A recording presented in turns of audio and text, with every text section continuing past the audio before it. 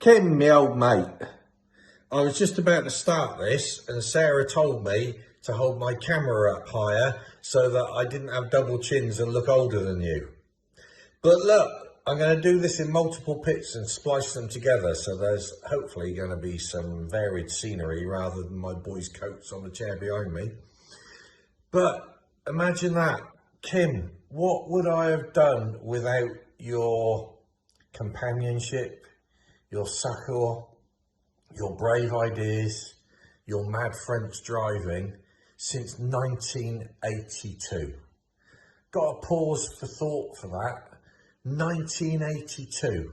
What were we doing then? I was never part of the crowd who you dragged their elbows on the A38 going round a roundabout in your Citroën Diane. I arrived later than that, but that's all I heard. Who is this mad Frenchman driving a Citroën, dragging the door handles on the floor?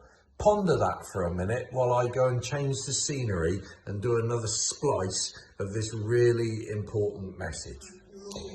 Okay, so I have got a double chin, but I've made myself a little bit more comfortable next to, I'm afraid to say, Kim, and apologies for this, my most favourite scruffy-haired person in the world, who is my Irish Wolfhound, and you only make the second most favourite. But let's consider that for a while we take a look at this magnificent specimen, and I don't mean me. Can you see that beautiful, scruffy-haired, full of love hound? Anyway, so consider, you're 60, mate, but you must have inherited some of the genes from Bridget, Weirpig, and Fiona, because when I look at their photographs, they appear exactly the same as they looked back in the mid-80s. And other than a little touch of grey hair, Kim, even at 60, I gotta say that you look the same. Whereas if you look at me, double chin, bags over the eyes, you can even see the bald patch. And alas, I have to say that I have not inherited any of the stay young looking genes that exist in my family. She looks the same as the day that I married her, and she sends you birthday wishes as well, mate. Right, back in a bit. Look, a street urchin has turned up who looks as young as his mother and probably would wish you birthday if he even happy birthday even if he remembered you, but now he's running away because he's a pain in the butt. But I'm sure he does wish you a happy birthday. You always knew that I was a bit of a computer geek. You might recognise this screen from a couple of years ago. Look, the beautiful wake up sign of going outside and seeing your pet dinosaur. Not as fluffy and scruffy as an Irish Wolfhound, but getting there. Yeah, so this is my office where I sit and contemplate life.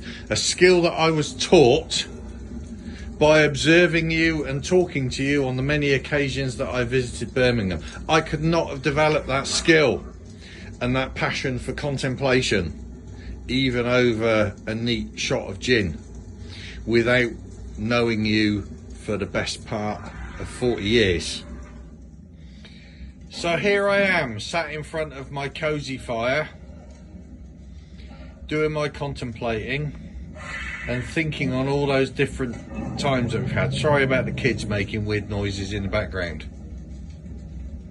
Kim, yeah, at least once a year, maybe on occasion not so much. I know there was a gap when I was in the States, but 28 reunions in Birmingham, sharing a curry, coming up and seeing you in the summer, remembering that Aston Guild of Students demolition party that we went to where we sat on the green and got thoroughly drunk. All of those recent memory things, and if your mind can stretch that far back to it, going to gigs and events, deals, azims, all of those kind of places when we all lived in Birmingham together, when we lived in each other's pockets. What amazes me is that we still know each other, and we can still talk, and we can still have a laugh, and we can go for a year without seeing each other, and then pick up exactly where we left off in those occasions when we do see each other. It has been an honour to this date to know you and to be your friend and one of the group who associates with you, and I'm going to sign off here, warming my toes on this lovely fire with a cheery happy birthday, mate. Yeah, look forward to seeing you when we can get to together next, and we can celebrate it properly. Take care and have a good one.